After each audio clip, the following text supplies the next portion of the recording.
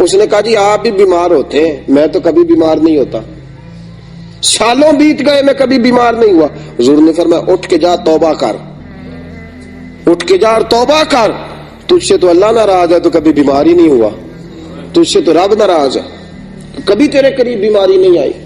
فرعون نے خدائی کا دعویٰ کیا تھا اور 300 سال تک اس کے پیر میں کبھی کانٹا بھی نہیں چبھا تھا، سر میں کبھی درد بھی نہیں ہوا تھا۔ یہ سزا ہوتی ہے، اللہ ڈھیل دے دیتا ہے بعض اوقات، یاد رکھیں بعض اوقات یہ سزا ہوتی ہے اگر بیماری نہیں ہے تو، لیکن بیماری رحمت بن کے آتی ہے، بیماری شفا بن کے آتی ہے، وہ بندے کی خطائیں لینے کے لیے آتی ہے۔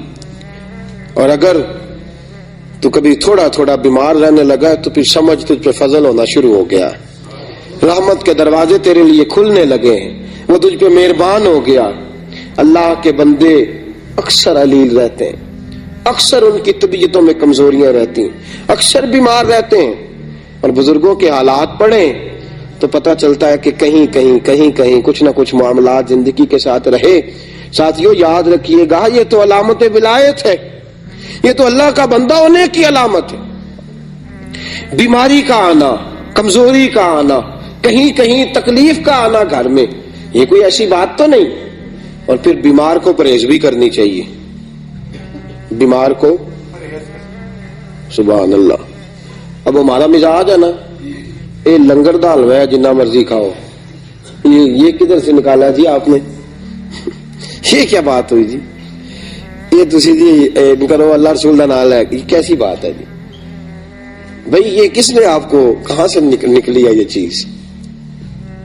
الحمدللہ میں لنگر کا قائل ہوں، لنگر پکتا ہے، کھلاتے بھی ہیں کھاتے بھی ہیں، لیکن ایک بات یاد رکھیں، حضرت علی المرتضیٰ کی طبیعت علیل تھی، ایک جگہ پہ حضور کے ساتھ مہمان ہوئے، وہاں کھجوروں کی بنی ہوئی کوئی چیز پکی، حضرت علی نے کھانا چاہی، حضور نے منع فرما دیا، میں تیرے لیے بہتر نہیں، تیرے لیے بہتر ہے جس اللہ رسول کا نام لے کے ہم کھائے جا رہے ہیں اور وہ چیز ہمارے لیے مضر صحت ہے، وہی تو رسول پاک اپنے سامنے بٹھا کے منع فرما رہے، تو میں تیرے لیے ٹھیک نہیں۔ اور پھر ان کے گھر میں سرکہ بن کے آیا، حضور نے فرمایا علی اس میں سے کھاؤ، یہ تمہارے لیے بہتر ہے، اس لیے کہ حضور سب سے بڑے طبیب ہیں کائنات کے، رسول پاک کائنات کے سب سے بڑے۔ اور ڈاکٹر تو نسخے بدلتے رہتے ہیں نا، ڈاکٹر صاحب کے پاس دوائی لینے جاؤ، اگلے دن جاؤ جی ٹھیک، میں نے دوائی بدل دی، اب آپ ٹھیک ہو جائیں۔ بخاری شریف کی حدیث ہے، میرے حبیب پاک کے پاس ایک شخص، یا رسول اللہ میرے بھائی کو دست آ رہے ہیں، حضور نے فرمایا جا کے شہد پلا۔ آیا کہا یا رسول اللہ کو زیادہ ہو گئے ہیں، حضور نے فرمایا جا شہد پلا جا کے۔ پھر آیا کہا حضور بڑھ گئے ہیں، فرمایا تیرے بھائی کا پیٹ جھوٹ بولتا ہے، اللہ کا نبی سچ کہتا ہے، تیرے بھائی کا پیٹ جھوٹ بولتا، اللہ کا نبی سچ، جا کے شہد پلا۔ وہ کہتے ہیں گیا جا کے شہد پلایا، اللہ نے شفا عطا فرما دی۔ حضور علیہ الصلوۃ والسلام طبیب اعظم رسول کریم صلی اللہ تعالی علیہ وسلم نے منع فرمایا یہ تیرے لیے بہتر نہیں ہے، تو اسے استعمال نہ کر۔ تو یہاں اس بات کو ذہن کے اندر رکھیں کہ جو چیزیں اللہ تبارک و تعالیٰ کی پیدا کردہ چیزیں ہیں، تو جس طرح بہت ساری چیزوں کو اللہ نے مسلمانوں کے لیے ویسے ہی حرام قرار دے دیا ہے، اگر آپ کی طبیعت ٹھیک نہیں ہے اور کچھ چیزیں آپ کے لیے مضر صحت ہیں تو دین اس کی گنجائش دیتا ہے آپ کو، اس پر پورے دلائل رکھتے ہیں ہم کہ ان چیزوں کو نہیں استعمال کرنا چاہیے، رب رسول نے منع فرمایا، تو ہم اگر بے دھڑک ہو کے خود اپنا نقصان کریں گے تو یہ بھی تو ایک بات بری ہے نا۔ وہ ایک روایت میں آتا ہے کہ 10 آدمی، فتوح شام نے لکھا ہے کہ جب حضرت سعد بن ابی وقاص رضی اللہ تعالیٰ عنہ کی سرپرستی میں یرموک کا جو ہے وہ معرکہ فتح ہوا ہے، تو وہاں 10 آدمی تھے جو پیاس سے تڑپ رہے تھے، ایک کے پاس پانی لے کے گئے تو اس نے کہا نہیں دوسرے کو پلاؤ، دوسرا، تیسرا، چوتھا، پانچواں، اب 9 آدمی وصال کر گئے، 10ویں کے پاس پانی گیا تو اس نے پی لیا۔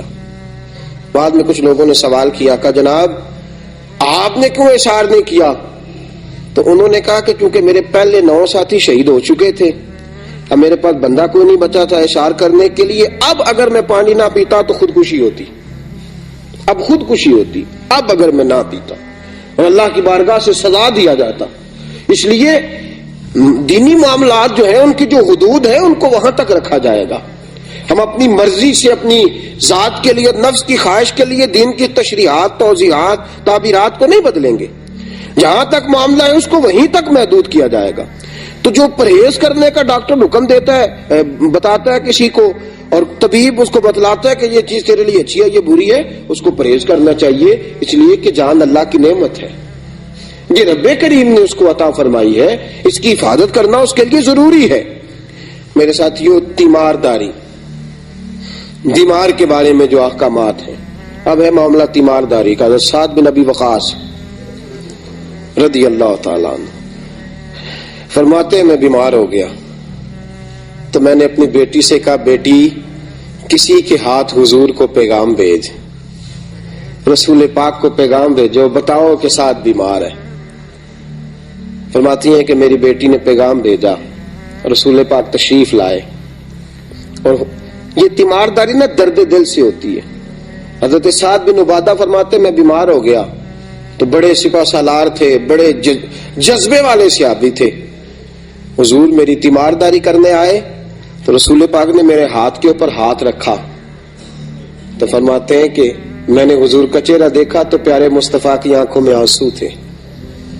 تیمارداری کرنے ہیں، درد دل ہے نا، محبت ہے غلام کے ساتھ. بعض اوقات بچے بیمار ہوں تو ماں باپ کی آنکھیں باہر آتی ہیں، محبت ہے. ہاتھ رکھا تو حضور رو پڑے تو ساتھ جو صحابہ تھے ان سب کی آنکھوں میں بھی آنسو آ گئے. یہ درد دل ہے. حضرت سعد بن ابی وقاص فرماتے ہیں کہ رسول پاک میری تیمارداری کرنے آئے تو میں رو پڑا. میں نے کہا یا رسول اللہ اب میں نہیں بچوں گا، بس یہ بیماری جان لیوا ہے. حضور میں وصیت کرنا چاہتا ہوں. کتنی وصیت کروں؟ میرا دل کرتا ہے کہ 1/3 مال گھر والوں کو دے جاؤں، باقی سارا اللہ کی راہ میں. حضور نے فرمایا نہیں، 1/3 اللہ کی راہ میں، باقی سارا اپنے ورثاء کے لیے وصیت کرو. اور جہاں تک تمہارے جانے کا خیال ہے، فرمایا اللہ تمہیں شفا بھی دے گا اور زندگی بھی عطا فرمائے گا. جہاں تک تمہارے جانے کا خیال ہے اور تمہاری اس بات کا تعلق ہے کہ اب نہیں بچوں گا، اللہ شفا بھی عطا فرمائے گا اور زندگی بھی عطا فرمائے گا. حضرت سعد بن ابی وقاص فرماتے ہیں حضور کے وہ جملے تھے، ساڈے نبی دی زبان ساڈے واسطے قرآن، رسول پاک کے وہ فکر اثر بن کے دل پہ لگے. اللہ نے مجھے شفا بھی عطا فرمائی اور حضور کے بعد کئی سالوں تک اللہ نے زندگی عطا فرمائی. کئی سالوں تک رسول پاک علیہ الصلوۃ والسلام کے بعد تو بڑی جلدی دل چھوڑ جانا بیماری کے عالم میں، یا لواحقین کا یہ کہہ جانا کہ بس بھائی اس کی بھی اجازت نہیں ہے. ہم کیا کریں گے؟ ہمارا جو مریض ہوگا اس کو تسلی دیں گے. اگر وہ کوئی ایسا جملہ کہے گا بھی تو ہم اس کو جواب میں سمجھائیں گے کہ شفائیں اللہ کے پاس ہے، وقت اللہ نے مقرر فرمایا ہے. اللہ تبارک و تعالی ہی اس وقت مقررہ پر سب کے ساتھ یہ معاملہ کرے گا. ضروری نہیں.